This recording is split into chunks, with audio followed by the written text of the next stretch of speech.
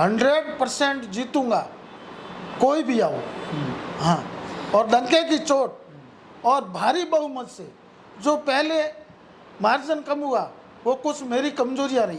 Perception तो ये भी चल रहा है कि पद्माराम मेघवाल की जगह इस बार कांग्रेस पार्टी किसी और को टिकट दे सकती है।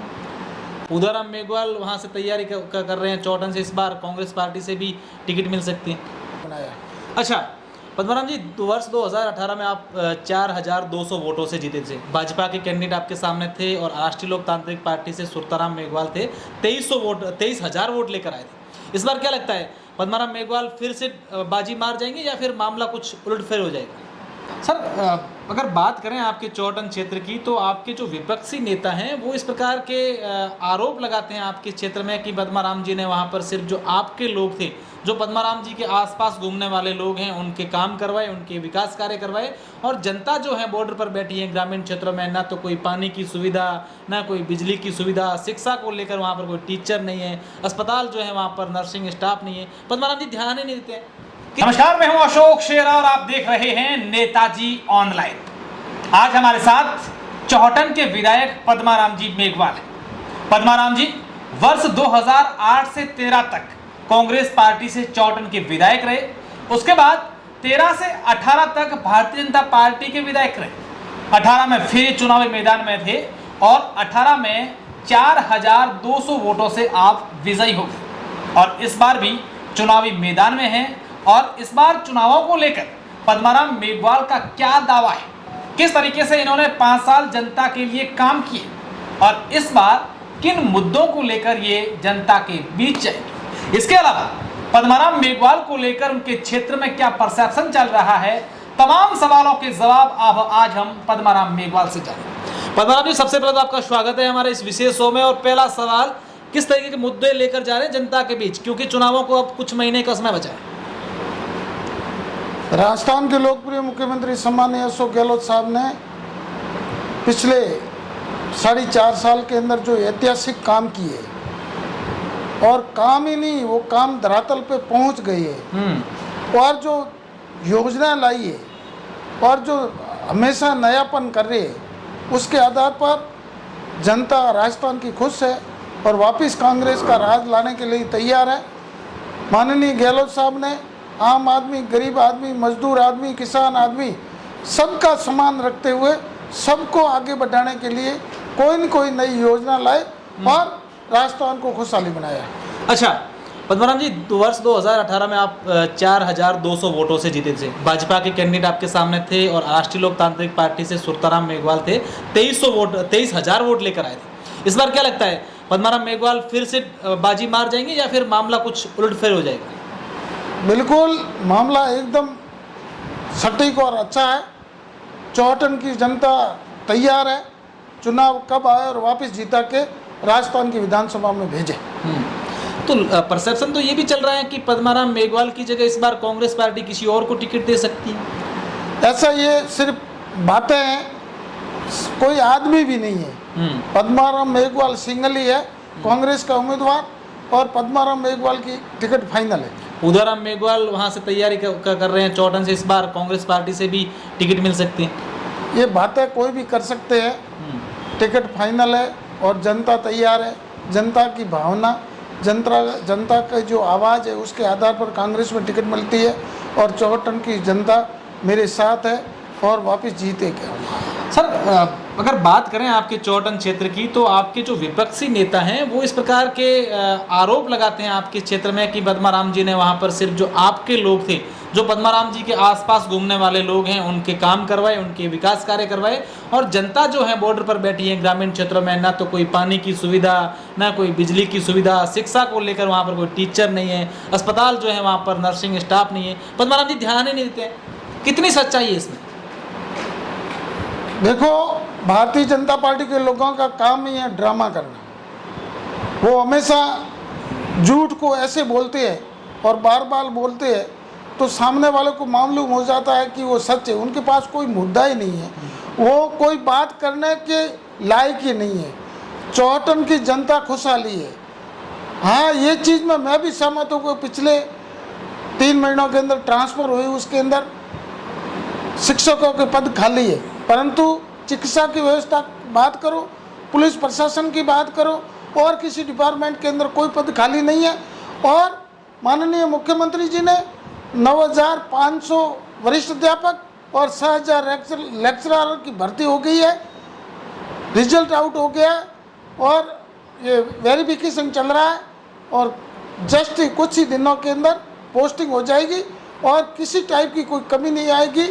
सीमावर्ती क्षेत्र के अंदर पानी की बात हो, बिजली की बात हो, हर लिहाज से राजस्थान सरकार ने आगे बढ़कर काम किया और बहुत शानदार और उत्तम काम किया है। जनता खुश है और जनता तैयार है, कांग्रेस को वोट देने के लिए तैयार है।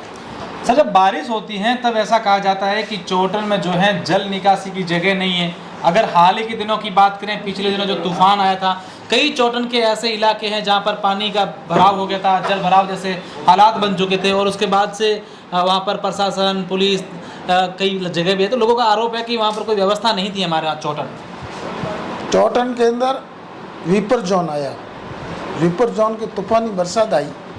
उस बरसात के कारण पहाड़ का पानी तेज बहाव से आया, इसलिए कहाँ पे भराव हो गया, परंतु था तो 1 दिन का 2 दिन का। उसके अंदर कुछ लोगों ने अतिक्रमण कर रखा है।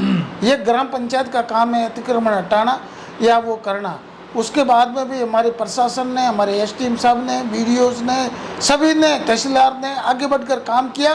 किसी टाइप का किसी का नुकसान नहीं हुआ और 2 दिन के अंदर पानी सूख गया। सम्मानित मुख्यमंत्री जी वो देखने के लिए वहाँ आए थे और खुश होकर गए। चौटन में सब लोग ठीक तो हैं? कांग्रेस पार्टी के नेता तो आपके साथ हैं? बिल्कुल, कांग्रेस एकजुट है, संगठित है, मजबूत है और तैयार है। लोग ये कह रहे हैं कि आपके जो विपक्ष पार्टी के नेता हैं वो कह रहे हैं कि कांग्रेस सरकार ने प्रदेश में कोई काम नहीं किया, भ्रष्टाचार हुए, पेपर आउट हुए। इस बार जनता कांग्रेस से आहत है और भारतीय जनता पार्टी कई प्रकार के जो हैं कार्यक्रम भी कर रही है। चौटन की जनता का क्या मूड है? राजस्थान के लोकप्रिय मुख्यमंत्री जी ने इतने काम कर दिए, इतनी योजना बना दी और ऐसे शानदार काम, ऐतिहासिक काम किए जो कहीं भी भारत के अंदर और कई राज्य में है नहीं। इस कारण से उनके पास कोई मुद्दा है नहीं, उनके पास बात करने की कोई चीज़ नहीं है, तो वो तरह तरह की नई बातें करते हैं और नई बात करके जनता का ध्यान भटकाने की कोशिश करते हैं। परंतु राजस्थान की जनता और चौहटन की जनता सतर्क है, इनके झूठे और दासों में आने वाली नहीं है। कांग्रेस के लिए वो दम खोल के वोट देने के लिए तैयार है। पद्माराम जी को लेकर ये कहा जाता है कि पद्माराम जी जब किसी से बात करते हैं, जो काम करना हो तो अपनी खुद की सुनते हैं, अपने हिसाब से काम करते हैं, किसी की सिफारिश नहीं मानते हैं, किसी की देखते नहीं हैं। अगर खुद को ठीक लगता है तो काम करते हैं, नहीं तो स्पष्ट कह देते हैं कि ये काम सही नहीं है, मैं नहीं करूँगा। इन सब चीज़ों से लोग नाराज़ तो नहीं होते पद्माराम से? देखो, स्पष्टवादी आदमी होता है उससे कोई नाराज़ नहीं होते और जो होने लायक काम होता है मैं किसी को मना करता ही नहीं हूँ।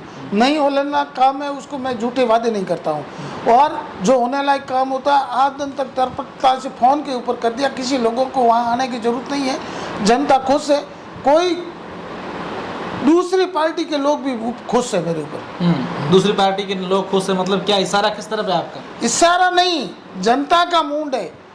जनता का मूड है कि भाई पद्माराम ने जो ऐतिहासिक काम किए इसलिए हम इनको जिता के भेजेंगे। पद्माराम जी अगर इस बार चुनावी मैदान में जाएंगे तो क्या पद्माराम जी को लगता है कि पूरे क्षेत्र में अभी कोई समस्या नहीं रही है? अगर सीमावर्ती बॉर्डर के जो गांव है वहाँ पर पानी की समस्या नहीं है, अब मैं जाऊँगा और लोग वोट दे देंगे? आवश्यकता आविष्कार की जंग नहीं है। जैसे जैसे आबादी बढ़ेगी, जनता का घनत्व बढ़ेगा, तब तक समस्या तो आती रहेंगी। परंतु मेरे क्षेत्र के अंदर पानी की बात करो, बिजली की बात करो, चिकित्सा की बात करो, शिक्षा की बात करो, सड़क का सुदृढ़ीकरण की बात करो, शानदार काम हुए। कोई लोग नाराज नहीं है, सब दिल खोल के वोट देने के लिए तैयार है। मेरे यहाँ अभी 500 करोड़ रुपए की सड़कें इस साल सेक्शन होगी। 500 करोड़ की 500 करोड़ की सड़कें सेक्शन होगी है। 5 CSC बना दी है, 7 CSC बना दिए, 1 उप जिला अस्पताल बना दिया, 1 ट्रॉमा सेंटर बना दिया है। हर पंचायत हेडक्वार्टर पर जो भी बड़े गांव हैं वहाँ हमने सीनियर सेकेंडरी स्कूल कर दी है, 2 कॉलेज कर दी है, 1 गौण और 1 स्वतंत्र कृषि मंडी कर दी है। तो हर लिहाज से जनता की जो आवाज़ थी और जनता ने जो मांगा वो माननीय गहलोत साहब ने दिया।